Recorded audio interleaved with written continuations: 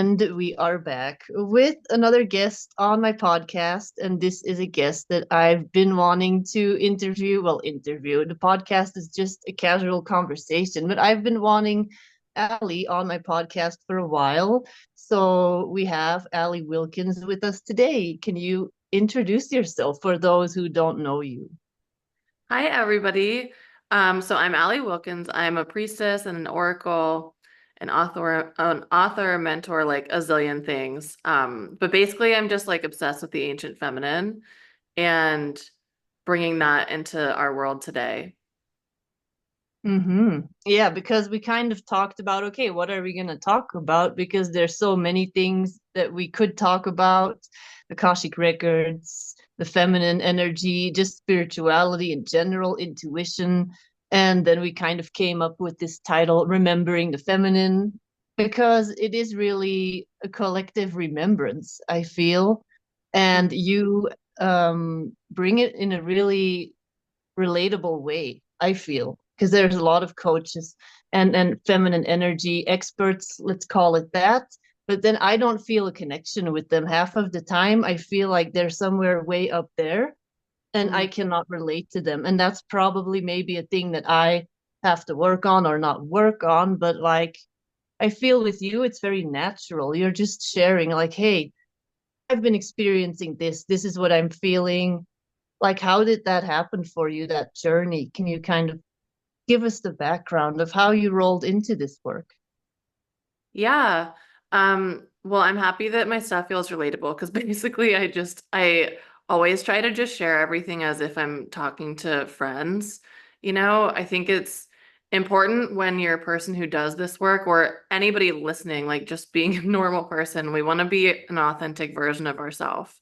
You know, um, for me, all of this really started actually with Lakshmi. She was the first goddess that really came in for me, but um, going a lot further back, and I'll make this part short. I remember sitting in church and I was like, they're lying. They're not telling the truth. Something is missing. Like at 5 or 6 years old, I hated it. And my parents were like, okay, like, what are you talking about? And I just hated being there. And it was because I remembered that the feminine wasn't there. And, as a child, I didn't know that that's what was missing, but I was like, this isn't the whole story. They're lying to us. So it's interesting because even our past lives will work through us in those sorts of ways that we don't necessarily understand where something might be coming from. But probably my past priestess lives were like the church, like, don't this isn't anything against like people who are religious or people who have certain belief systems, like believe whatever you desire to believe. However, there's been a lot of pain and trauma caused by the church and religious structure and patriarchal structure itself. So even as a child, I remembered that, even though I didn't mentally understand what was happening.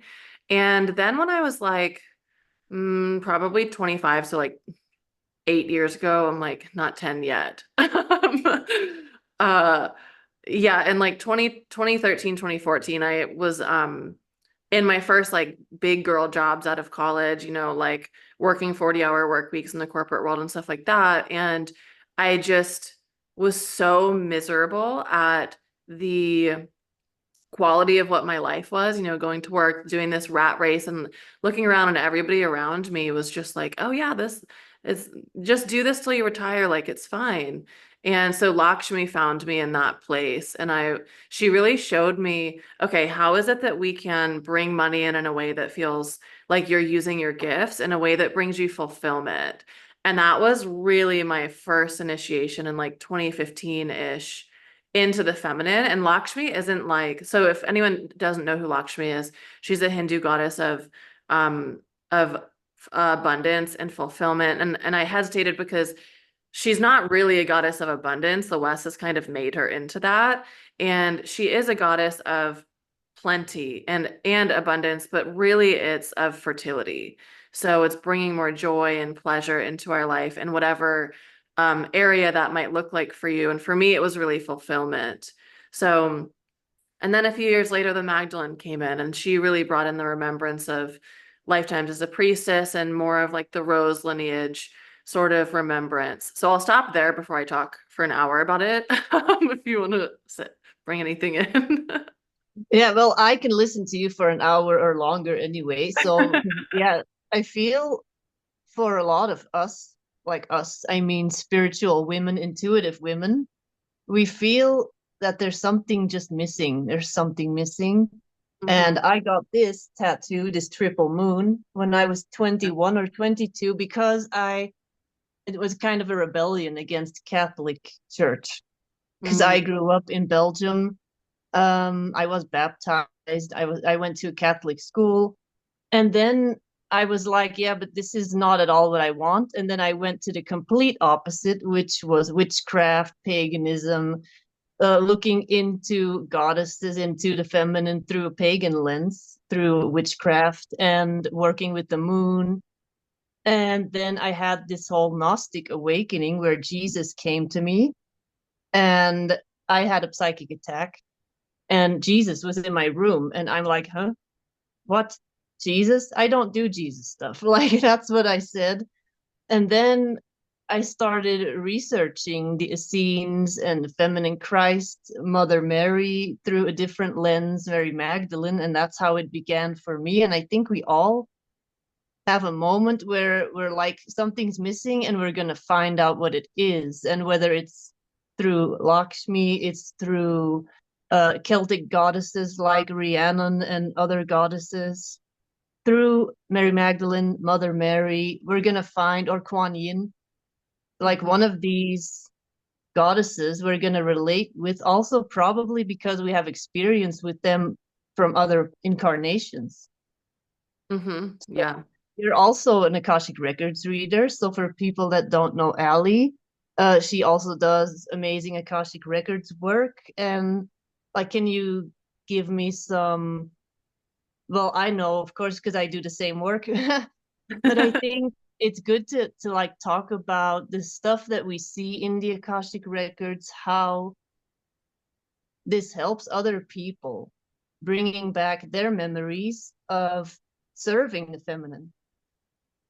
Yeah. I mean, the first thing I want to bring in, and then if there's anything like specific you want to know, you want to talk about, just let me know. But um I think that like there are thousands of goddesses, right? So when I work with people, different goddesses will come in. Sometimes I have no idea who they are, but I can see how they show up, how they appear, or how they feel, and they'll bring in very specific frequencies. And how you were just talking about, like, oftentimes we'll feel that something is missing, and an energy will come in that can kind of direct us to the right path of what we're looking for.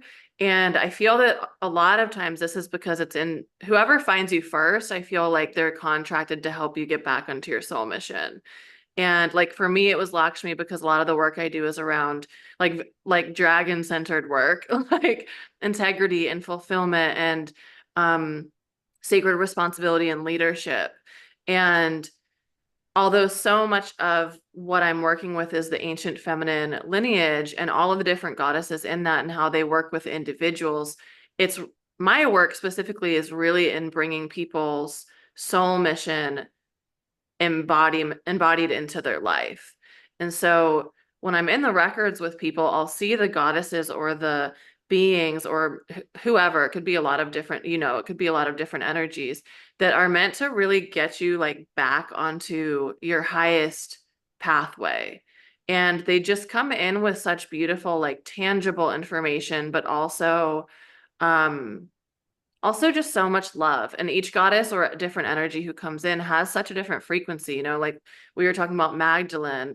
And Magdalene, I think, does everyone I've worked with that's working with Magdalene, she really comes in with this very strong remembrance. I think more so than some other goddesses. Like different goddesses have different strengths and different things they're working on us with, right? Like Sekhmet, for me, I love working with Sekhmet, but she's not necessarily helping me so much with remembrance like Magdalene is. So anyway, each goddess really has a very, very strong frequency, and they each have their own personality. And when I'm in the records, or if anyone else is playing with learning how to read the records or anything like that, it's like you can sniff them out. You can tell based on just what they feel like, who it is, because they're just, I don't want to say they're just like humans, but sort of like they each have such a strong personality that you can, and a strong signature energy that you can recognize them from 50,000 miles, more than that, 50 billion miles away, wherever they might be existing, or just because they're existing within us. So, Mhm. Yeah, that is kind of how I describe it to people as well when they're working with their other incarnations. Like you can start to recognize these parts of yourself. mhm. And I started channeling Mother Mary and Mary Magdalene a few years ago. And they feel very similar, but they do have like their differences. Yeah, And we're in this portal now, this feminine portal of this feminine Christ, because we just had the 22nd was Mary Magdalene's feast day, because you did a video on it and everything. I watched it, it was really good. And then the 22nd, no, 26th was Anna, the grandmother of Jesus, was her feast day. And then on the 15th of August, we have Mother Mary's Ascension Day. So to me, that's like this entire month almost of really asking them to help us, and how like that they can show us now.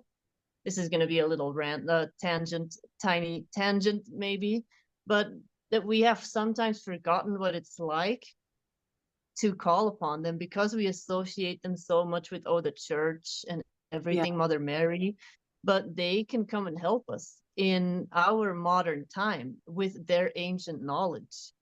And they can come in, and they went through problems, they went through like family dynamics, family issues, everyday problems, like not jealousy necessarily, but kind of like these human emotions, such as maybe comparing themselves to other people, and just living their life the way that we are living their life, trying to be the best version of themselves, being confronted with their human emotions.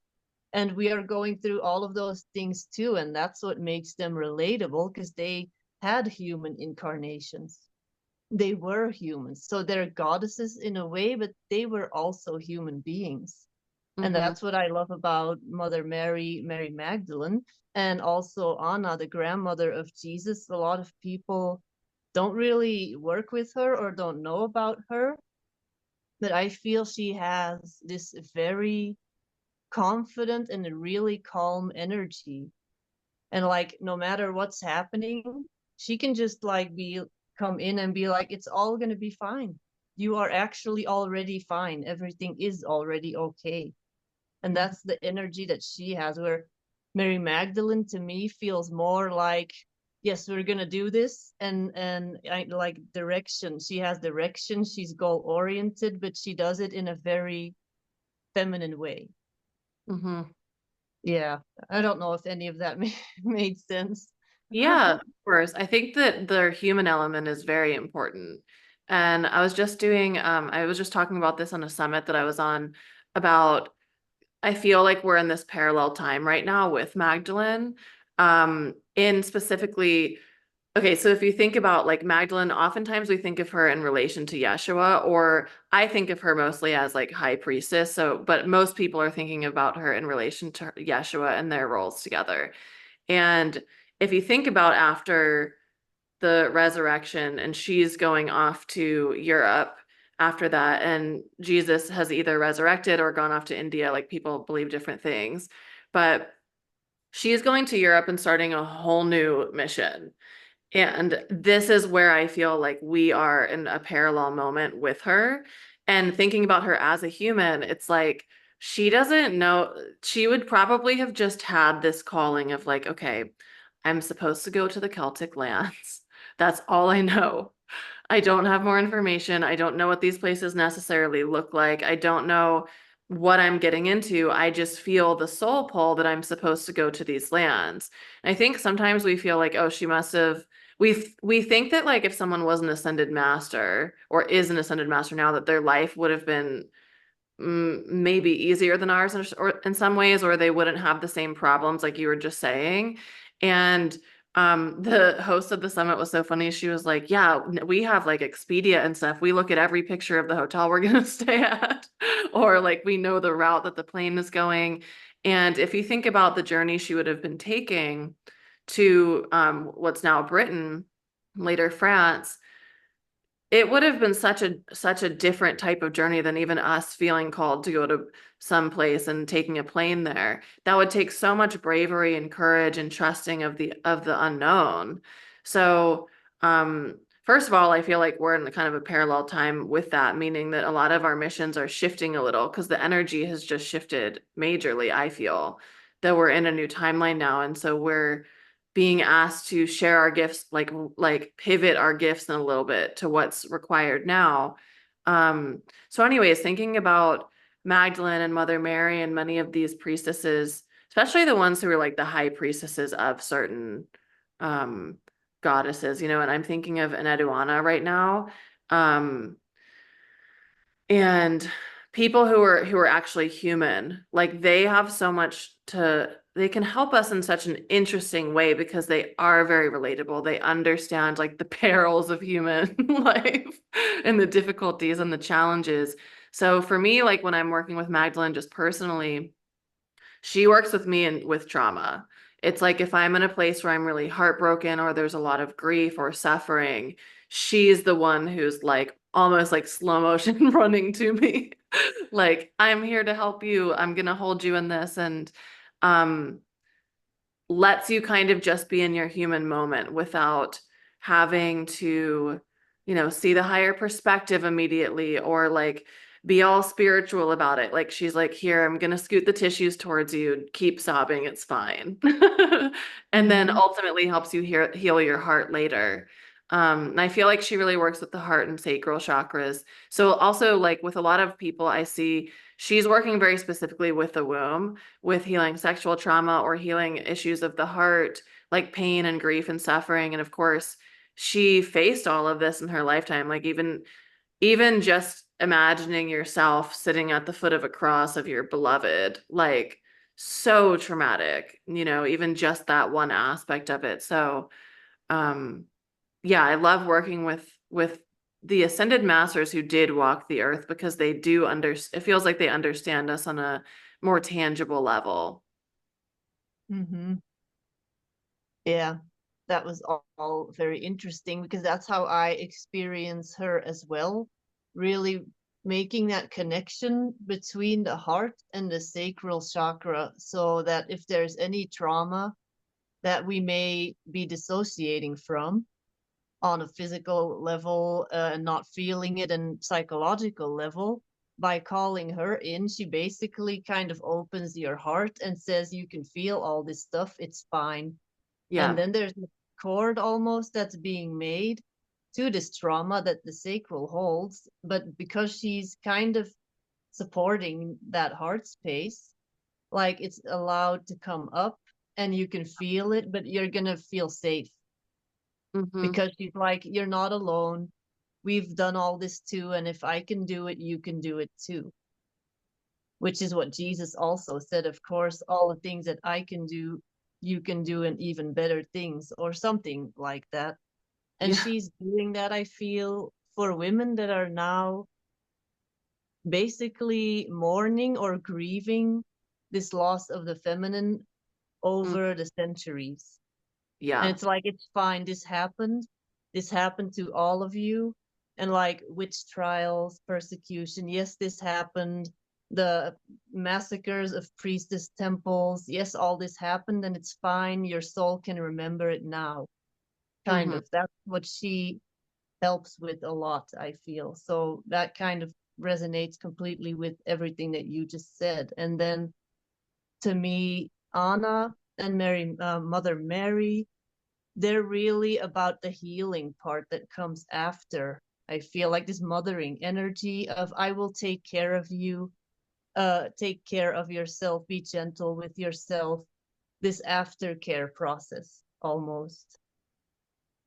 Yeah. I haven't worked with Anna specifically. I've read about her, but I haven't called her in, so I should call her in and work with her. But yeah, Mother Mary to me always just feels like Again, like both of them I really work with. I'm just thinking about when I'm working with them specifically. And Mother Mary is also when I'm like worried or concerned or stressed about stuff. And she's exactly like you said earlier, like it's all going to be totally fine. Like it's okay that you're feeling this way. To just hand it over to me. I'm going to take this from you. And it's kind of the energy of transmuting, which women are always doing, whether we're a priestess or not, which I think all women are originally we're all priestesses. We just weren't called that at the time. But and then some of us took on that specific title. But all women are always transmuting energy. So I feel like with Mother Mary, she's like, give me your worries, give me your concerns. I'm going to take them from you. Know you're safe, know you're held. But it does have a very different frequency from Magdalene. It's not so much like, for me, it's not so much like, I'm going to cradle you while you're sobbing on the bathroom floor. It's more like, oh, you're concerned about finances or you're concerned this situation is stressful. Give me all of your concerns with them and I'm gonna transmute that for you and know that you're fine and everything is peaceful and everything is good. It's funny that you mentioned finances because I did a channeling session about a year ago for a client, just one-on-one video channeling. Mm-hmm. And Mary Magdalene came through, and this client had real specific questions about financial decisions that they were about to make. And Yeah. Mary Magdalene started giving like investment advice. I'm like, what's happening? Yeah. And she felt like this is so exciting. That's like what she said afterwards. How exciting. I get to empower women in the decisions that they're making in like the modern world. This is super exciting. I love that I can give ancient advice in a modern world basically to women. So it felt like she was all like, yay, I get to, like, my voice can be heard. I can make financial decisions for you. It was funny. Yeah, well, that's interesting that that comes up too because, she was said to have financed a lot of Jesus's mission, and the other Marys as well, not just her. And I mean, there's a lot of different stories about this, but I've felt a lot of energy from her around being this like financial stewardess kind of, supporting. Like for me, it really just I'm just kind of feeling this energy right now. It very much feels like investing in the things that you care about so deeply. And I always say it in this way, like putting your money where your mouth is, like whatever your values are, we can put our money towards that. And for her, she was financially investing in their mission so greatly. I also want to feel like I'm supposed to say like, there are also stories that her father was very wealthy, and so she just had like a lot of money to give out. Mhm. So it wasn't with the energy of like, oh, I'm a really hardworking independent woman and I'm like slaving away for this money and then giving it. It was like she already was incredibly financially abundant and she was happy to share it. Um, and this is one thing that might be interesting to talk about. Like, I've had a lot of, how do I want to say this? Like, the priestesses were taken care of, right? And so I think one of the things that we're learning how to do now, and sometimes I have like resentment about this because I'm like, I should just be being taken care of. The temples would have taken care of the priestesses completely and they would have had everything that they needed. If you think about today, we're like, everything feels like if like we're having to create our own businesses a lot of the time if we're operating as a modern day priestess to support ourselves, and there's different challenges that come with that than the priestesses who the temple was completely paying for them, or like I was just saying, Magdalene's family had a lot of money potentially, and so that brings in this new challenge in the modern world too. So I love that you called upon Magdalene, or she came to you with Mhm. that energy of the I just keep hearing like the financial stewardess. Yeah, because I did not know what the client's questions were going to be, but I just felt, okay, Mary Magdalene is the one that's going to be giving you your advice for Yeah. today. And she's like, okay. And then she started asking the questions. And afterwards, it was just really interesting to see how unexpected it was that Mary Magdalene came through. So there's so many different facets to these feminine ascended masters that we don't even know, I feel. And to continue where you left off about her father, what I believe is that Joseph of Arimathea was her father, who is also he was one of the richest men back Yeah. then in the area, and he was very well known by the government at the time, and so he like was a very popular guy, well liked by the people, also by the court, by the judges. And so he had a lot of influence there, but he was also an Essene priest, and he would travel a lot to Britain back and forth because he was one of the biggest tin merchants of his time worldwide. And Wales was one of the biggest tin providers.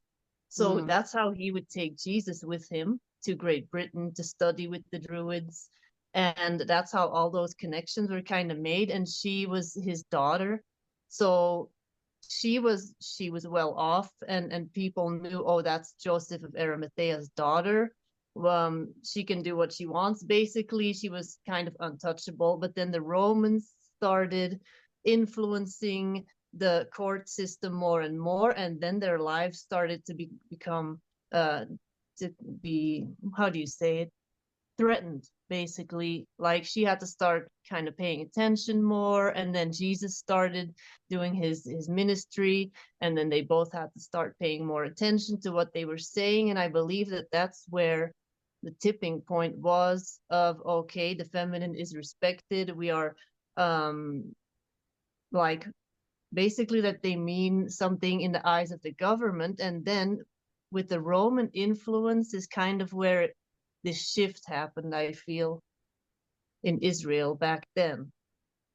Like, I feel like the Romans, now are going on a little tangent again, like they are responsible for so much of the massacres that happened, the feminine temples that were being destroyed, priestess work. It kind of ended all with the Romans, I feel. Mm-hmm. Yeah, and I would just because I would just like call that the patriarchy, because I feel like Mm-hmm. there's so many iterations of like the Roman Empire called different things, but it's all really Yeah. like that patriarchal energy that's like, actually, let's just slay any amount of strong feminine energy that can be threatening to us. And like that's still happening today. And that's why I'm like, let's go back to the matriarchy. Like a lot of people I think are afraid to talk about that or afraid to say that. And I think matriarchy is very misunderstood because we've had this connotation of the patriarchal society as, this is such a toxic masculine energy. If we go to the opposite, then it's going to be toxic feminine. And that's not, patriarchy like doesn't have masculinity in it. It's the removal of like all healthy feminine and masculine energy. So matriarchal societies operate completely differently, with their focus being on the mother and on respecting Earth and all of the cycles of Earth and all of the beings in Earth. And when we think about like Lemurian timelines or Atlantean before the fall of Atlantis, that's what we're looking at, like more matriarchal societies. So I'm just out here like I have a picture. I took a picture once, and there was like a TV in the background of the picture, so I wrote on it, "I vote matriarchy," and I'm like, this is like my logo moving forward. Mm-hmm. And I like, let's say 10 years ago, 20 years ago, oh yeah, like nobody was talking about feminine energy. That feminine Yeah. energy, that was not something you would hear. And it's funny because it's like we were watching a movie, like a 90s movie, and just the way the jokes in the movies, they're like so Yeah. chauvinistic and like just female unfriendly. Like now, if you would like go to the movies, any like new movies that are in theaters, they are going to be way more respectful of women. The jokes are not going to be like they were in the 90s. Like if you watch an old movie again now, sometimes it's like, oh my god, that's what they were joking about. You could never do that anymore now. Like there's no way that that would be okay. Mm-hmm. So we are seeing how it is shifting. It is shifting definitely in the media. And like when my mom was my age, oh yeah, that's normal when guys at work, they're gonna make jokes about you. You can't say anything about it. It's normal when it's not normal at all. Like Yeah. imagine if us as women that we start making jokes about the men at work, or we're like, whoa, your butt definitely looks good today or something. Yeah. Yeah. That would They would be like, what? Well, that's super weird. Yeah. And for decades, women were just supposed to like be okay with it because, oh, it's normal. It's normal when it's not really normal at all. I know we're getting completely sidetracked, but No, it's all in line because it's like I think that the rise of the feminine has already, even if you're looking at like, 2000s, you know, 20 years ago to 10 years ago, we're seeing that shift where women are speaking up. And like you were talking about the shift in movies, it's like they don't do that because they know they can't, because women won't go see the movies, or because women will speak up about it and um make it a problem for them, whereas we were more silent and compliant, in the 70s, 80s. And something I think is so interesting is that, okay, so anyone listening who if you've heard of the Bible, I'll say it this way. If you've heard of the Bible, you might not know that there were certain texts that purposely weren't put in the Bible. And some of these texts were found in the 1800s, like buried off in a place in Egypt, but different copies of these texts were found in different places, confirming like the words were the same. So they knew that it was from a legit text. And these were published in like somewhere around 1950, like 1945 or something like that, after someone found them, I think in the 1800s, like the late 1800s, and they kept trying to get it published. And there was just like these crazy things that would happen that would stop it from getting published. Like there was a flood or something in one of the publisher's offices that like ruined all of their copies. So it was finally published in the somewhere around 1950. And then we think, oh, the 1960s, then there's this sexual revolution where women all of a sudden are like, no, my sexuality is mine. I don't belong to a man. And there's like this stark difference in like the roots of the feminist movement, essentially. Well, I wouldn't say that because that might be like the early 1900s, but there's this sexual revolution. When I think about 1950, I think about a woman holding a pie with an apron on, waiting for her husband to come home. And if I think about 1960, I'm thinking about a girl in like some cute, bright outfit that's small, and she's like feeling very free and liberated, right? And I'm like, I think that that's Magdalene. I think that that was the initial, I think that when her texts were published, that energy spread and kind of created that movement in the 60s that then shifted and changed over it's like that wasn't even 100 years ago. That was 60 years ago, 64 years ago.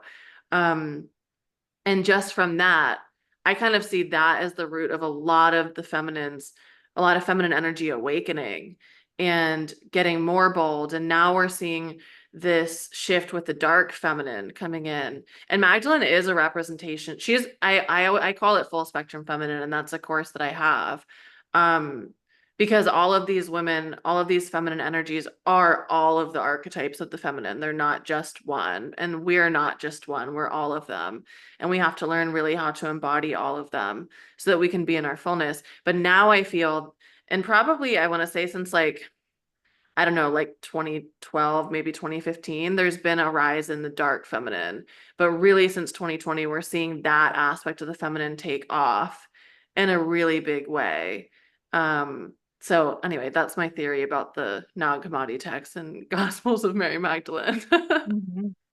Yeah, because so many people have no idea that there are other gospels. There is like the Essene Gospel of Peace, the Gospel of Mary Magdalene, the Gospel of Thomas. All these books, they mention Mary Magdalene, they mention the feminine way more, they mention the mother. And that's what the Essene Gospel of Peace says. You cannot know the Father unless you know the mother. That's literally almost what it says. Like a child that is born first gets to know his mother and gets to know the world through the mother. through nursing at the mother's breast and getting to know the physical world, the Mother Earth. And after that, you can get to know the Father, which is Father Sky, or the God spirit aspect of life. And they've taken that away. And that's what they said in the Essene Gospel of Peace. You cannot know the Father unless you first get to know the Mother. So this connection, this original Lemurian connection of earth magic, earth spirituality, it's just been taken away. And then it connects to the physical body, like this not being in touch with your physical body, because it's basically sinful. It's all connected, all of this stuff. And now we are learning, okay, we can enjoy our bodies. Our bodies are sacred. We can have a connection with our body, with the planetary body that we are on, the mother energy. And especially for women, like, oh, like we were watching Game of Thrones and or The Last Kingdom, and it's like, oh no, have you been defiled? You are now unclean. Your honor has been ruined, or stuff like that. It's just, a man never had to go through that stuff. They could just do whatever they wanted. Their honor stayed the same because they are a man. And women had to prove all kinds of stuff to prove that they were innocent. Basically, there's like two sets of rules. And we're starting to see how now times are changing. Women are like demanding to be respected by default. So yeah. Yeah, I'm so glad you brought that in, because I've had this. So I'm starting to see, like, and some of you guys might see this too. I was asking my friend the other day, because everybody's algorithms are so different. And I was asking her, like, are you seeing a lot of stuff on TikTok specifically? Are you seeing a lot of stuff about like women basically being over men, and like how men really aren't meeting the basic expectations, even in like a lot of healthy relationships? Like, men of our generation just aren't like holding their weight in many ways. And of course, this isn't every single man, but just as kind of a general theme. And what you were just saying about, women having to prove themselves to be innocent, I feel that that's actually kind of shifting a little bit. And now that's starting to happen with men, especially, after the Me Too movement, and a lot of things where, or even like the viral thing about, would you choose a man or a bear to be with in the forest by yourself?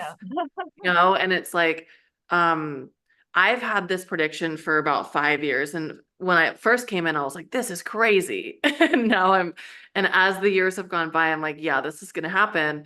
And my prediction was that women and the masses were going to go celibate because basically, if we withdraw sex from men, not as a punishment or not as a, like a toxic behavior trait that we could also do, if we withhold sex in a means of self-respect, like I will only be intimate with someone who is really treating me right. You can't get it that easily. I saw the masses going celibate so that men would learn how to rise up to meet us really at truly where we need them to. And I'm starting to see that shift. Like, more and more women are going celibate and just like, you know what, I'm not even going to engage in this for now because I don't feel respected. This doesn't feel like, like, women, like priestesses were worshipped, and not in the way that that like the church teaches people to worship God or worship Jesus, but by worship, I just mean like, treated with such great respect. And I think that that's not necessarily prevalent in our current society, where women, even little things like, liking other women's pictures and stuff, like there's not, like, even subtle little things, there's not this like great loyalty across the board in men. We're seeing a lot of micro cheating and a lot of just disrespectful behaviors that have become very normal. And it's like, oh, that's fine. Well, you're crazy or you're paranoid or whatever. And so women are like, I'm seeing the feminine rise even more in holding our boundaries and our standards in our sexual empowerment and how we're treated in relationship as well.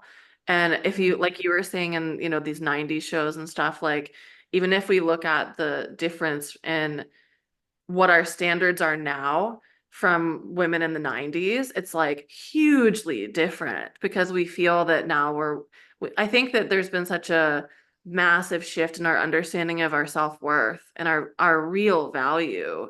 And one other thing I'll add to this, and then I'll give you a second to say something. Um, there was this, I was watching this video and this woman was, or somebody, I forget who it was talking about how a woman being present in a man's life immediately gives him so much more value. And this was a guy actually saying this, and he was like, if you see a woman with a man who's like not as attractive as her or something, automatically you're like, he must be really great for some reason because she is with him. So she has automatically brought forward, like raised his value just from her being there. You don't know like her personality or if she's fun or anything else, just from her being with him, his value and his like kind of like his social value is increased so dramatically, and that's just from her presence. So I think as women, where we are as the feminine is remembering our innate value just in existing. Mm-hmm. And that's huge. Yeah. And it's another silly example is, I don't know, it was like that when I was a kid anyway. It's like, oh yeah, when you meet family members or uncle blah blah blah or friends of your parents, oh yeah, go give them a hug, be polite. And now like there's no way that I would tell my children and my daughter, but both of them, my son and my daughter, like, oh yeah, you have to hug them because otherwise you're not going to be polite. It's this people pleasing thing of, oh, you need, because they need you to hug them. Like a child or a woman, a girl, boy, it doesn't matter, is not responsible for the emotional well-being of your grown uncle or whatever, of grandpa, or it doesn't matter. Like back then in the 90s, oh yeah, you have to go hug them, your emotions don't matter as much, that doesn't matter, you have to go hug them because otherwise you're going to be perceived as impolite. And now, oh yeah, if I don't want to do that, that's my boundary, I don't feel comfortable, I don't have to, or my child doesn't have to. Mm-hmm. And that if somebody is offended, then that is their problem. But like we see it especially now when I see my daughter, oh yeah, if I don't want to do this, I'm not going to do this. And she's going to be 10 in October, but you cannot tell her to do something she's not going to, she won't do it. Mm-hmm. And like if I would have done that as a child, I would have been told, oh, you're being impolite, oh, that's not nice of you, and I would have been like, oh my god, I'm not, people don't like me, and you immediately like slip into this role of needing to people please to be liked. Mm-hmm. And now our generation that has children and the generations that are going to be having children, whether they're boys or girls doesn't matter, but I do believe it is this feminine energy of like knowing your own value and also like honoring yourself. If you don't feel comfortable hugging someone, then you don't have to. And Mm-hmm. that's becoming more the norm with parents, I'm seeing. And that may also be connected to this feminine energy, like becoming more prevalent in the world. I don't know if that makes sense. Yeah, for sure. And I think that that is the feminine coming back and showing us, okay, here's all the ways it can now be implemented in our life in all of these different capacities. And you know, I was just right before this, I'm writing one of the archetypes for full spectrum feminine. We're doing the primal feminine next month. So I was writing out a big like teaching thing for it. And it's like every time I write these, I'm like, this could be a whole book in itself. Like there's so many places we're seeing that um where over, you know, like really like 4,500 years, we've shut down our power in these little ways that then turn into huge things. And like just an example of this is um it's kind of like an overarching theme of like feeling like we need validation or approval from other people. Like that can simmer down or like drip down into so many area, like every area of our life. And starting to identify all of these different things, like these are all the result of the feminine rising, showing us, okay, these are the changes that need to be made so that we, number one, come back into true equality and come back into like our full power. And then I think from that space, the entire global system will shift. And we're seeing this already, you know, with politics and with how there's things are structured and how we operate, even like in our daily life. And for me, kind of like coming back full circle, that was one of the first things I was like, you guys expect me to like sit at this desk at this job that doesn't have windows, and I'm supposed to sit here in front of a computer for 8 hours a day for the next 60 years? Like, I don't think so. And like you were saying, your daughter just like won't do something. I was like, I don't know how to not do this, but I'm not going to do it. And then as soon as I was like really, really like, you know, I talked to people about it and they were like, oh, that's, you know, everybody feels that way, but kind of eventually like your spirit will die around it and you'll just get used to it. And I was like, ew, that's horrible. So as soon as I was firm and like, no, I'm not going to do this. I don't know how, but I'm going to find another way. Then the universe started showing me all these little things. Here's an idea. Here's how you could maybe do it. Here's something to try. So then I did that and it didn't work. But then I was led to the next thing that was a little bit more aligned, and then a little bit more aligned, and then a little bit more aligned. And then it's like, oh, wait, this is it. This feels really good, you know? And then we shift again a little bit. We're like, wait, now this kind of feels expired. Now I'm doing it in this particular way for what's needed in the energy and the collective now. Yeah, and it's kind of, we see this in just the work field in general. Like 20 years ago, it's just like with movies. Oh yeah, women, of course you had to go to work and you had horrible period cramps. Just take a painkiller. Everyone has to do this. And like back in the 80s or 90s, women were like, well, this is what it is. And they were kind of this feminine martyr of, oh, well, but we're at least being respected in the work field. Yeah. We can go and have a job and we have a career. We'll just take some pain pills and we'll be fine.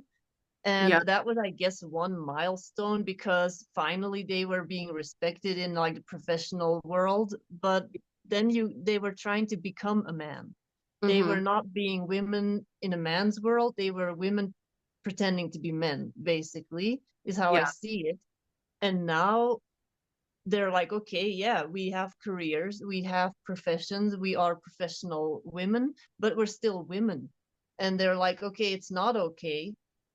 We're hearing this more now. Women are demanding to be treated as women in the field. Like, okay, yeah, you have a baby, and immediately you have to go back to work, basically right away. Mm-hmm. And they are demanding more like compassion for the fact that they are still women. They may have careers, but it's unfair, like that a woman goes to college, has a degree, has a whole career, and then has a baby, and then they should be able to take a few years off, come back, and then they have to start all over again. That's not fair. Yeah. Like men are expecting them to do everything, and now women are showing men in the professional world, no, we cannot be you. We are going to be women that are going to be having careers, but we're going to be doing it in a feminine way, and we're going to tell you how to do it, but you have to listen. Mm-hmm. That was kind of my tangent. But yeah, Yeah. and I saw that myself when I was still working for an employer. um how I had to basically explain to them I had a baby and I'm wanting to breastfeed my baby. And this is the paperwork so that you can give me breaks at work so I can pump and have milk for my child. And they were like, I have no idea what any of this is. Nobody's ever asked this before. So because I was like, I'm trying to be a mother and keep my job, but I'm also not going to be feeding my baby formula. And Mm-hmm. they were like, oh, we're so inconvenienced by this. And I was the first one, and I was like, I'm going to be the first one, but then at least the next mother that's going to come to you with this question, you're going to know what to do. So I'm kind of doing this for everyone else in the company that's going to follow me, is what I was thinking. Yeah. That's, first of all, that's crazy that you were the first one. Like that wasn't even that long ago. Like what, 8 years ago? Well, it was my son was 4 years ago. Yeah. Yeah. Yeah. And Not I even was long ago. Yeah. first person that ever demanded. It was just in their book. It's like, yeah, you can take breaks at work to pump so that your baby can have breast milk. And they're like, oh, we've never heard of this before. Like, you either have to work and not have any children, or you have to just not work for them. And it's like that with a lot of companies. And then you see sometimes these things make the news because people are outraged, people are offended, and then it's like, oh, these women now, they're all wanting more and more, they're complaining. No, it's the contrast that we are seeing now with the old world Yeah. and this new world, kind of, that is a complete opposite of what we are used to. Mm-hmm. Yeah, and that's the thing where like the dark feminine, how I was saying it's starting to come out more. It's coming into workplaces where women are saying, no, no, no, the system is designed for a man. This whole thing is operated based on how men operate. So we need to actually change the blueprint. And that looks like, I think, for the individual woman saying, like having the courage to say what it is we need. And one of my friends, and like colleagues, sort of, her name's Kate Newey, she teaches about womb wisdom, and she was talking about how this can be implemented like in workplaces, just in relation to our menstrual cycle, like telling our bosses or telling whoever it is you're working for, can I work, like asking for what you need in relation to your menstrual cycle? Like, okay, this week I'm going to have tons of energy. So I'm available for more of these types of meetings, or I'm available for more like networking or meetings with clients or whatever it might be. This week I'm going to be moving slower. This week I'm going to be menstruating. So I actually am not going to be coming to work, but that's actually going to be more productive for you. I'm going to be more efficient if you let me work with my feminine cycle. And can we just test this out and see how it would go? And I saw one of my friends was showing me this job description that they had paid menstrual leave, and it was a woman who owned that company. And it's like these things are starting to change, but women have to have the courage to ask for really what is needed. And like you experienced, they like made it seem so annoying, like, oh, you're inconveniencing us. This is such a hassle. It's like, well, if you want to survive as a company in 20 years, there's going to be totally different like foundations of business that will be more supportive to women. But now we're in that stage where we have to ask for it. And it's like we might not, like we will be creating more matriarchal systems even within business organizations. But because it's been so long since we've had that, we don't necessarily know what it looks like exactly. So when these little things come up of, okay, I don't want to work while I'm bleeding, like that's one thing. Or, identifying the things that we do need to make it a more harmonious environment where we feel we're not getting burnt out and we feel like we're being nourished and supported. Um, we have to have the courage to ask for that stuff. And people might be like I remember this is a little different, but one of my jobs, like everyone would stay past 5. And I was like, I'm not getting paid after 5. Why are you guys staying? And so I, like this very big VP person would always email me after hours for me to like do stuff. And I was like, I just wouldn't even look at it or respond until the next day. And people were like, oh, you didn't respond. It's like, yeah, I'm setting boundaries. And then slow and behold, even though I got some resistance at first, other people around me started to do that as well. And then nobody was staying past 5. And then there was more of a, not like over the whole company because it was a huge company, like huge, huge.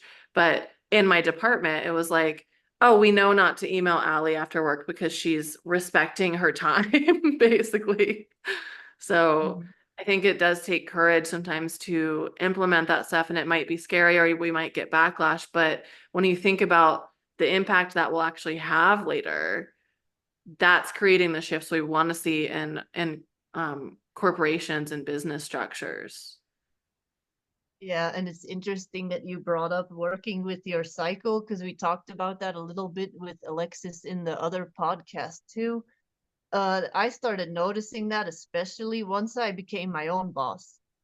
Mm. Then at first, because all I knew was, oh yeah, schedule, every day I plan my days. And then of course, when you're your own boss, and especially when you work with energy, you quickly say, oh, this doesn't work at all for me.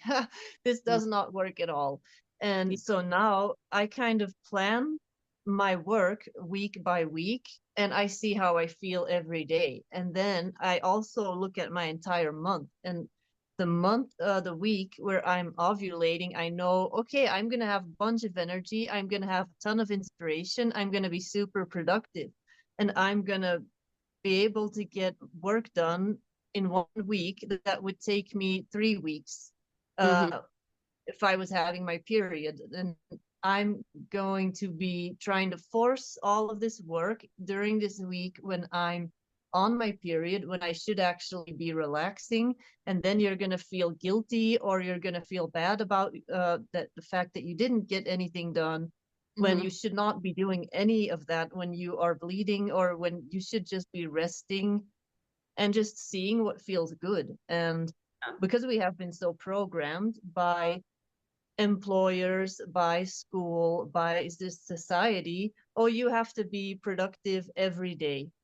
If you don't produce, or you're not doing anything, you're not taking action, then you're not achieving anything. And Mm-hmm. that's something, that's this program that we have to kind of override and completely reset for ourselves as women collectively. Mm-hmm. Yeah, and like that program goes all the way back to the origin of the patriarchy. We think it's like a recent thing from maybe our great grandparents or like depression time period or something. It's like that belief system goes back thousands of years and is so deeply rooted. And so that's where it's like we have to have the courage and bravery. If you're in a workplace or working for yourself, like, no, this is a boundary for me. And also, you just find when you play around with it, and you do have more freedom to do that. Like when we have our own businesses, and you're like, oh, actually, this is way more productive than me trying to force myself. And like you said, like then feeling guilty about it afterwards. Like, of course, nothing's going to really happen. Like, you're not supposed to be hustling when you're bleeding. Like, there's a lot of other stuff going on at that time that it's just not efficient for us to be doing that at all. And it burns us Mhm. out even more. Yeah, and I feel, of course, most women are not going to be their own bosses. They're like, I think if we want to change the system, we also have to change it from within. So the solution ideally would be that all women just become their own boss, but that's not the way the world works. We still Yeah. have companies, we have organizations, we have all kinds of structures. And I feel the changes are going to come when people infiltrate these systems and Mm-hmm. change them from the inside out. And then there's going to be a phase where it's going to be chaotic, because people are going to stand up against the stuff that they don't like. And there's going to be those people that are going to have to do that. There's going to be the trailblazers that are going to have to do the complaining, basically, that are Yeah. going to have to say, no, I don't like this. This doesn't work for me.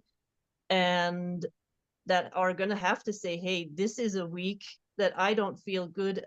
I'm not going to be any value to you if you don't listen to what I have to say, if we don't change the rules a little bit. And if enough people start saying that, then they're going to have no choice but to change the rules. Mm-hmm. Yeah. So Or I I'm gonna go definitely, work at this company that does offer this. yeah. And I think now my daughter, she's going to be 10. When she's 30, like in 2 decades, the world is not going to be the same. And she's probably going to grow up, and it's going to be completely normal that they listen to her, because she now just assumes, oh, but yeah, you're going to listen to me. Because, and like when we were that age, we didn't just assume that our voices were going to be heard. We were still trying to fly under the radar, I Mm-hmm. feel. And for her, it's just normal. She's like, yeah, of course people are listening to me. Mm-hmm. Yeah, it's definitely, I can see the change compared, also teenagers. Like when you look at teenagers now, or when I was a teenager, they are way more like brave to say things that we would just not say, I feel, Mm-hmm. and demand certain things that we would never have demanded. Mm-hmm. So if you like, how do you see this reemergence of the feminine in the world? How can we see it? We see it in politics, we see it in the media. Like, what are some other examples? How do you see this shift happening? Well, I think it really infiltrates absolutely everything. It's like the way I'm seeing it in this moment is like we're breathing in oxygen, and that it's almost like that energetic influence is like we're breathing it in every moment. So it is shifting everything that we're doing.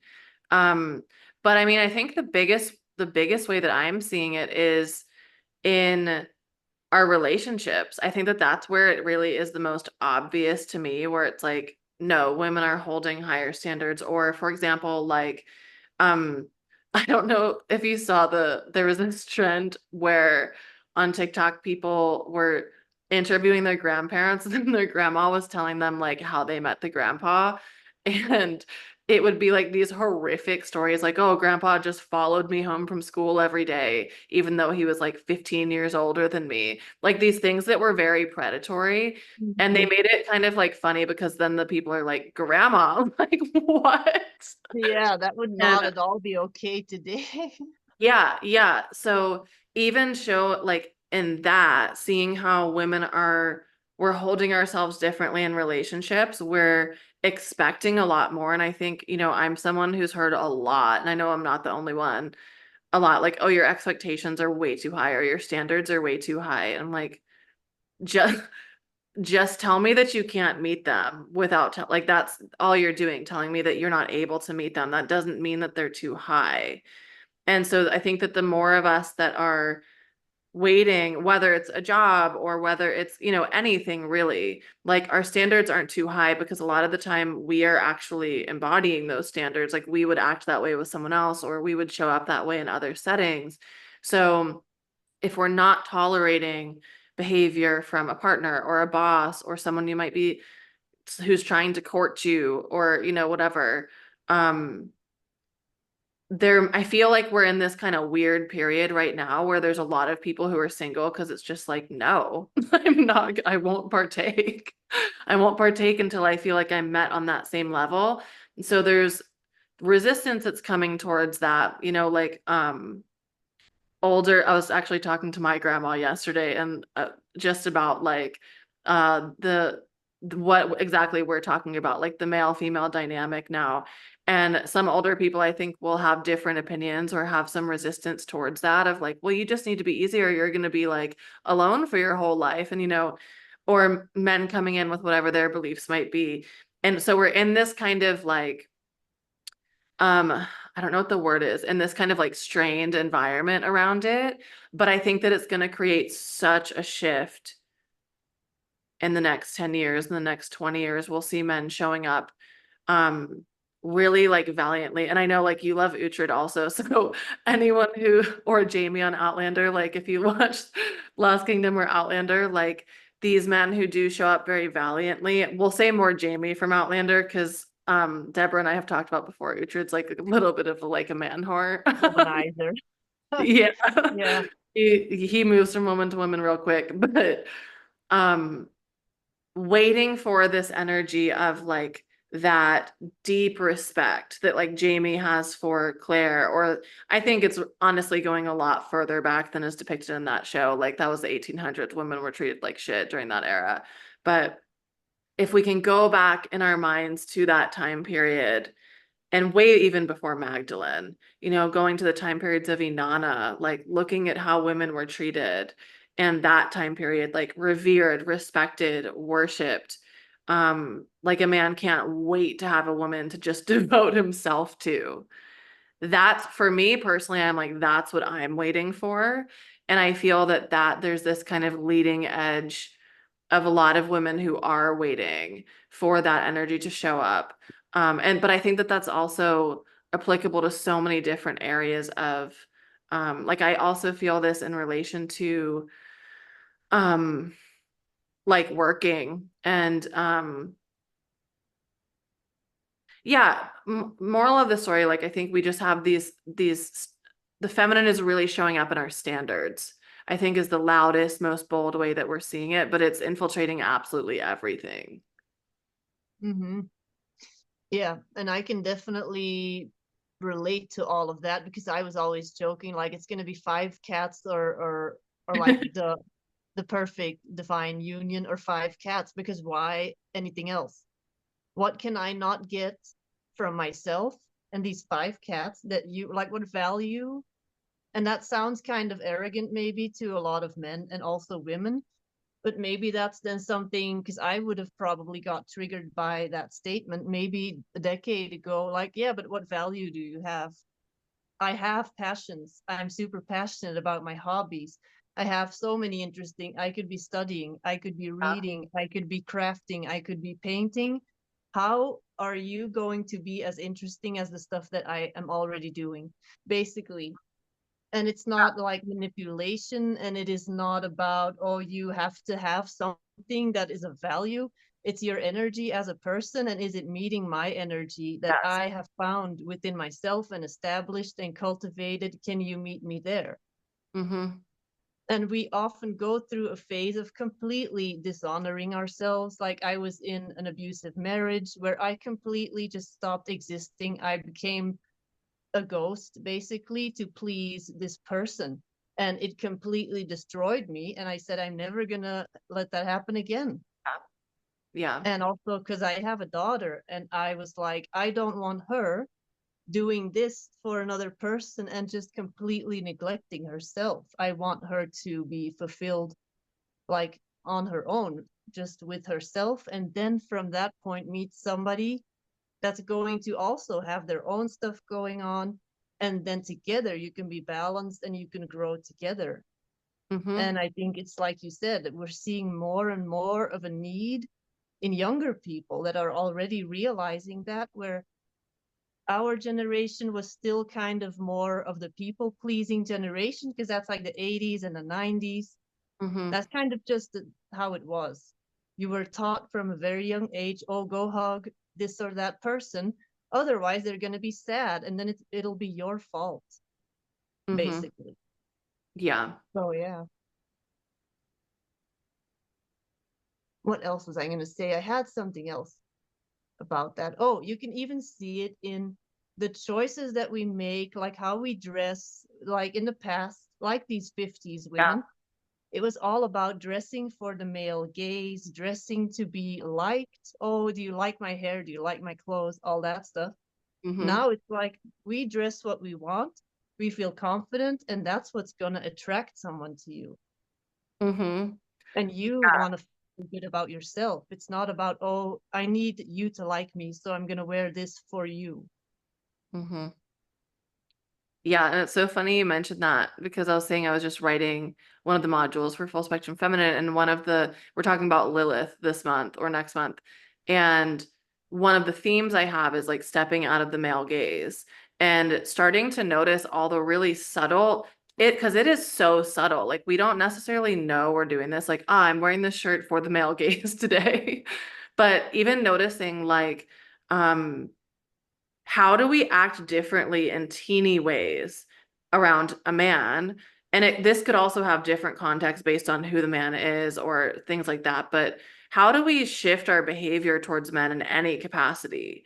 Like, I was even just on a family vacation and I was meeting, and no one will listen to this, so it's fine. Like, my family's not into these conversations.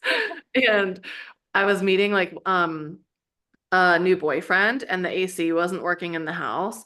And so I was like almost I was like, oh, you probably know so much more about this than me. Maybe you can fix it. Like trying to be nice to him to make him feel welcome. But also I was like, ew, why did I just do like I'm perfectly capable of figuring out how to do the AC, but I'm trying to like um appeal to his like manliness or something so that he feels like propped up or he feels I was just like I know how to work a thermostat, like I'm pretty sure I did it correctly, and so even teeny things like how are we stifling our expression in a certain way, and it's even as I'm talking about this, it's like all of these are we're thinking about it intellectually, and when it's like we'll catch ourselves doing it And that's when it's really powerful because we're like, oh, this is what it actually looks like in action.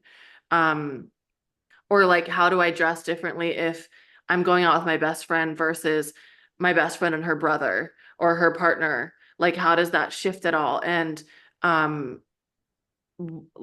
it's nice to consider other people, but where are we doing that at the expense of our full self-expression or our highest respect for ourselves? And those are like all this work for me with the feminine, is so much about remembrance, but it's also about the embodiment of it. And there are so many nitty-gritty, small, teeny, subtle things that we're not even realizing. And I know you know this, like then it just goes to the next layer deeper. Like, okay, I've got it. I've embodied it on this level. And then she's like, okay, next level, time for the next level now. And we'll just see how really like intricately programmed we've been to forget the feminine and to demonize her in different ways. And another thing I was just writing about was um the primal feminine specifically like is really represented by the serpent.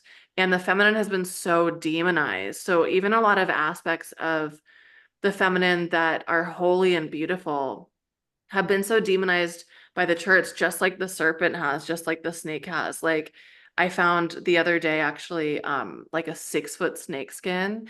And I was like, this is so cool. I don't want like a snake in my bed with me that I don't, it's like a wild snake. However, that is so cool. And I sent a bunch of pictures to people and several people who aren't familiar with these kind of conversations were like, ew, like that's so disgusting. Like that's so, like people really still hold that energy of demonization around snakes. And it's exactly the same as the primal feminine. Like these, and you could also, this is also one of the archetypes of the dark feminine. That is probably one of the most demonized when we're in our root wildness, when we're in our root like origin. So yeah, for me, when I'm thinking about the feminine, it's just like she's been demonized in so many ways that are so subtle that we don't know until we start to embody it. And then we're like, oh, this is an edge for me. I can't go here, or this is off limits, or I can't be this way. And I think ultimately the goal of this feminine rising is like to obliterate all of that so that the feminine can really come back into her full expression. Mm-hmm. Yeah, it's like motherhood, I've noticed, and like other people that I also know are mothers. Like it's, oh, you have to be a mom, you have to be this way. This is what a mom looks like, what a mom does. And when you step out of that box, oh, that's weird. You cannot be a mom and be sensual or a sexual being at the same time. No, those two don't go together or something. And it's like, why does one mean I cannot be the other? Or you cannot have a career and be a mom, or you cannot be, or you can maybe choose to be the traditional mom. And if that is your choice, your empowered choice, then that is also fine. Like it can look whatever way you want it to look like. Mm-hmm. Or like when you are a teacher and you're a female, because I am actually a teacher. Before I did all the spiritual stuff, I was a teacher. And it's Mm-hmm. like, oh yeah, you can't wear stuff that's too revealing because what will the children think? It's like that it's 90 degrees and there's a heat wave and I'm warm. And I don't want to cover myself completely, so they're gonna see that I have skin. Oh no. Um, like, but a man can walk around shirtless. Oh, it's warm. Oh yeah, we understand. It's Yeah. warm, but you have to cover yourself up. Oh no, you cannot accidentally see any cleavage. What are Uh, you doing? You're yeah. gonna have these boys, they're gonna be looking at you. You're supposed to be a teacher. Mm-hmm. It's stuff like that. Like, why do we have to look a certain way if we want to play a certain role? Yeah. And that's probably what I feel that the dark feminine is also doing. It's saying we can look whatever way we want to look, and your fake rules are not real, they're an illusion. Mm-hmm. Yeah, and like men can learn to control their response. That's not my problem. I've been thinking about that a lot recently and noticing like who I never wear a bra if I'm by myself. Like why would I? And if I'm with women, a lot of the times I won't. But if there's a man there, I've just been noticing, and it will differ based on my relationship to the man, like if it's my dad or like a cousin or like someone's boyfriend or something, I'm like, it's interesting noticing my own thought process around, oh, I have to wear a bra. And it's like, maybe they could just not be bothered or control their own emotional response to it. That's not my concern because I don't want to wear a bra and get breast cancer, you know? Mm-hmm. So anyway, that's just another example of like all these, it's like it infiltrates everything. Yeah, yeah, because I haven't worn a bra since my daughter was born. Because I started realizing, like, this is a breast trap. This is a prison for my boobs. It is uncomfortable. It like digs in my skin. I don't like this. And Yeah. also, because she was breastfeeding, and then it was just annoying. And I'm like, why can I can just lift this shirt and she can do her thing way easier. Why would I make things harder on myself? And Mm. I just kind of stopped wearing a bra. And yeah, it's the same thing like public breastfeeding too. It's like, oh yeah, you're a woman, you're supposed to feed your child, you're supposed to be able to feed your child. And I'm not saying, oh, you cannot formula feed, whatever, it doesn't matter. Whatever you choose and what works best for you is perfectly fine. For me, I wanted to breastfeed her because it was just what I wanted to do for her, to get her like a good start in life. And I also wanted to just breastfeed her wherever she wanted to eat. And if I happened to be, because there were big stores, there's like Babies R Us had a gigantic nursing room. It was called a nursing room. And they had little couches and they were trying, but it still Yeah. felt like they were pushing me somewhere out of sight. So I refused to go there and I would just be in the store. Oh, yeah, you want to eat? That does not mean that I have to stop shopping and interrupt what I'm doing because I may offend people because they may accidentally see my breast, then they should not have been staring. Then don't look. Yeah. That's what so I deliberately didn't use any of these nursing rooms or whatever. And I didn't pay attention to people's looks or what they were doing because my thought was if another mom sees me or somebody, a teenager, and they're like, oh, look, that woman is just feeding her baby and she's just minding her business. They're going to remember that somewhere in the back of their mind. And then later, they're going to be like, oh, but it's okay because people do that. I've seen people, they're just like, they don't care. They feed their baby and they don't care. Hmm. That was a big moment for me where I kind of felt like I was doing something for other people and kind of setting the tone for other generations. That was like a way that I felt that I could contribute to that. Yeah. And the trigger too, like around like other women sometimes will have triggers of like, oh, this lady is showing her cleavage too much, or she's breastfeeding in public, gross. Like women too will have those beliefs. And that's also the feminine working through because she works through and triggers sometimes. Because sometimes we will be triggered because we are programmed in such a deep way. And then eventually the feminine will work through you. And like for me, this looked more like um on Instagram and stuff when there was like more of a more sexual expression. So like 10 years ago ish. And I would see these women like, and I would have that patriarchal program of like, why are they being so sexual for like everybody to see? Like, that's weird. And then I started really sitting with it and asking, like, first of all, why does it bother me? Like, who cares? Second of all, would I have the confidence to actually be able to do that, to show myself in this way? And it was like, no, I'm like, definitely not. And so then I shifted, like, well, maybe I can just kind of be in awe that she has the confidence to do this. Maybe I can see this as a positive for her. And why is it that I have this feeling that she's doing something wrong by showing herself in this way? So it's like the trigger sometimes, whether it's about breastfeeding or about that or about a woman showing like starting to embody her feminine energy, like if you're triggered by that, it's only means that you're not embodied in that same way. And like I experienced this, and so many people I work with come to me in that experience, and then they transform it and shift it completely, and then they're holding their embodiment of their feminine so beautifully. So even the trigger, like if we are able to move past it, because some people get, very stuck in their trigger, and it's like that they're not open to Mm-hmm. that when they're just rigid in their belief systems and stuff. But anyway, the feminine also works through the trigger like that. That's, I think, when she's starting to come into your field. Yeah, and I think a lot of us can definitely relate to that, like seeing other people on social media and thinking, oh, um, I would never do that, or oh Yeah. my God, look, do you need to be dancing all silly to get your message across? Is that really necessary? Or stuff like that. Or, oh, look at her, she's an astrologer, and do you need to be dressed that way to be talking about astrology? Blah, blah, blah. Mhm. And then you can think like, yeah, okay, but that doesn't mean that I need to be doing that. And that's Yeah. also the beauty of feminine energy. I feel that you can just do what works for you. And if for me that means wearing a loose fitting shirt that feels comfortable and just wearing stuff that I like and being comfortable. And like I realized too, like for me personally, like I don't have to be making reels and acting silly, but that means that I can also encourage and support somebody that does enjoy doing that. That's awesome for them, that Mhm. they enjoy feeling good, like they can do that, they feel good posting that, and I feel good doing this. And all of that is feminine energy. Yeah. It's not, just doesn't look one way.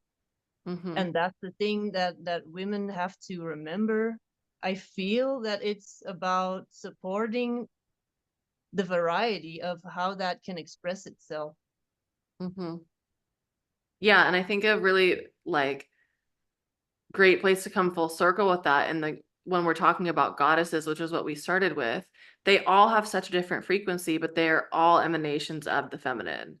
You know, if you're looking Hmm. at Kali, or looking at the Kaliak, or looking at Isis, or looking at Bridget or Tara, or um Ishel or Sekhmet or Hathor, like they're all different. They all have different personalities. They all look different. They all have different energies and frequencies, but they're all feminine, Hmm. and they're all Yeah, beautiful. and yeah, I'm gonna also share a little bit about, because we did an exchange about 6 months ago. For those that are listening, I gave Aly a reading and Aly gave me a reading. And it's always interesting getting a reading from another Akashic Records reader, because they're gonna see things that you are not necessarily immediately gonna have access to, because they are a third party that is reading your energy. And also because you have your strengths and I have mine, and you immediately connected with this Maeve aspect, which is basically a goddess, but she's this very straight to the point. Like, because I started working with her and she immediately resonated with me. It's like, yeah, the feminine energy, but that is like this part of feminine energy that's very direct. And she's like this, yeah, I feel like her personality very much aligns with my own personality, the way that I express it now in this time, in this lifetime. So that to me was like a key to connecting more with this royalty aspect, this priestess aspect of myself, and kind of merging that with the work that I'm doing and wanting to really reach people. And so for anyone that wants to really kind of work with their feminine, with maybe also their past lives, seeing how that expressed in other lifetimes, Aly is definitely my number one recommendation for Akashic Records work. And yeah, everyone has such a um unique, everyone brings something so unique to it. And like Deborah, I really appreciate about your readings, you have a totally different lens than I have, and it brought me so much that I hadn't seen anything around, even though I'm in the records all the time, you know. So different lenses for different purposes, you know. So if anybody also wants to get a reading with me, you can use the coupon code, all caps, Akashic 25, and it will give you 25% off of your first session with me. Um, so you can, yeah. So you have your full spectrum feminine course that's still going, right? And what else are you planning on launching, or what is something that you're really passionate about now that you want people to know about before we wrap it up here in a little bit? Yeah. So, like I said, I'm doing a lot around the ancient feminine now. I also do an Akashic Records training that can happen one-on-one if you want a private training. But I also usually launch that as a group in the springtime. And Full Spectrum Feminine launches, well, the next round will start in January. So November, December, I'll be talking about that and enrolling people. And you can also do that at self-study anytime and then join the group when you want to. But the next thing I have coming up is the Realm of the Dark Feminine, which will be starting probably end of September, early October. And we look at 5 of the archetypes of the dark feminine in that experience. So you get to know the different ranges of dark feminine energy. And a lot of people are like, actually, I was like talking to my cousin the other day about, he was like, I saw one of your posts about the dark feminine. Like, I don't know what you're talking about. And so it's a lot of people have this connotation, and this is from the church's teachings, the splitting of the feminine, that the dark feminine is demonic, that the dark feminine is like this, vengeful, raging, psychotic sort of energy. And that can be a shadow of the dark feminine, but also that's what she looks like when she's been royally betrayed, or when she's been suppressing stuff for 4,500 years. But that's not actually what the dark feminine is. That's her wound and her shadow self emerging. So we don't really have that many examples of the dark feminine. I mean, we have some examples, but we don't see a lot of people embodying the mature dark feminine. So that's why I created the Realm of the Dark Feminine, so we can look at each of their archetypes. What does the mature version of that look like? The version who has integrated her shadow and her wounds, and we talk about what those look like so we can recognize them when they do come up, because we don't have like schools of the dark feminine except for this. So it's our first time practicing that. And that means that we're not going to express it perfectly the first time. So knowing what to expect, oh, this is the wounded part of me. This is the wounded aspect of that archetype coming up. So let me work with that so it can become mature. So we do that with 5 archetypes.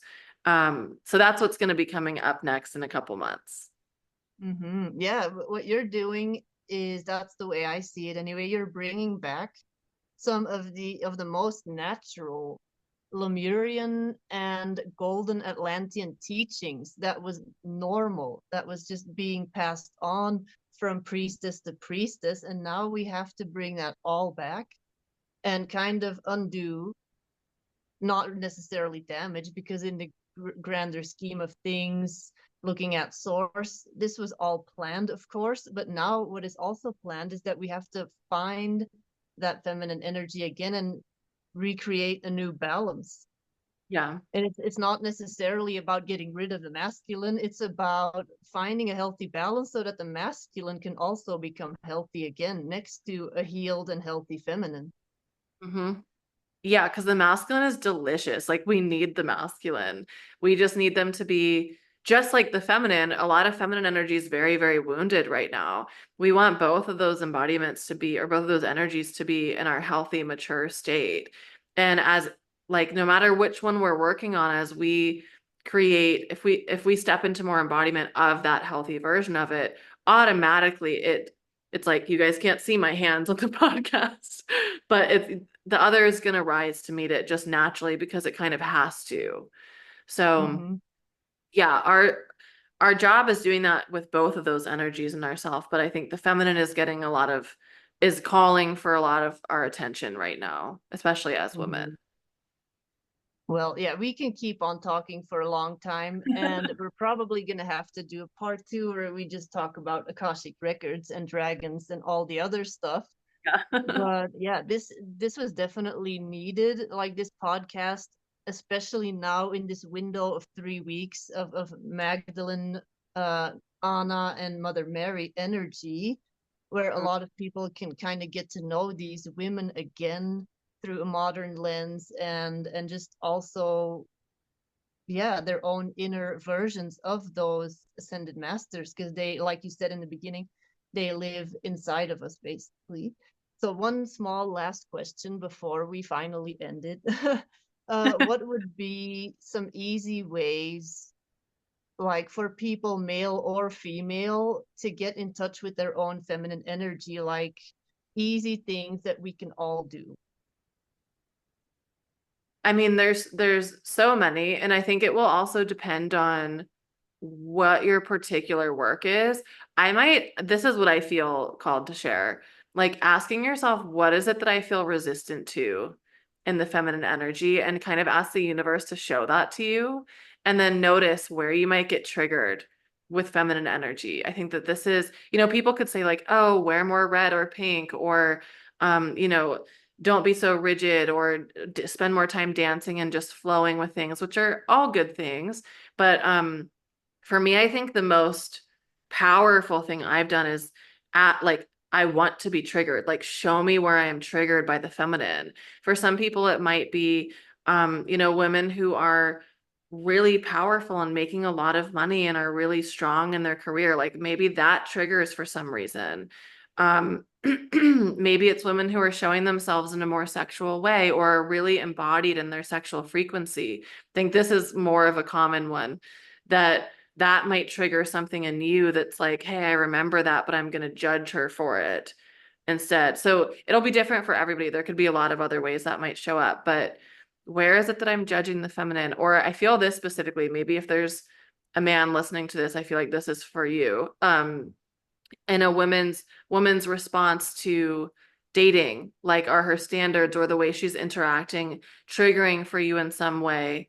Like taking the time to look at it or examine why. And sometimes we might be triggered because something's just not in alignment.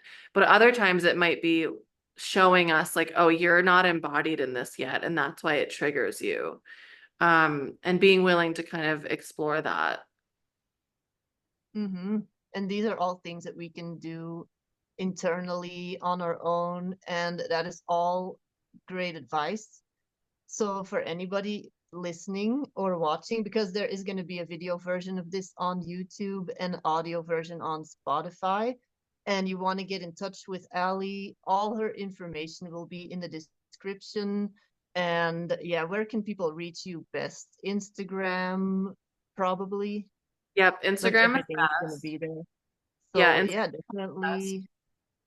And you don't have do you have a newsletter or something like I send that? out emails. Yeah. So if you go to my website, if you go to alywilkins.com, you will see a thing that says sign up for my email family or something like that.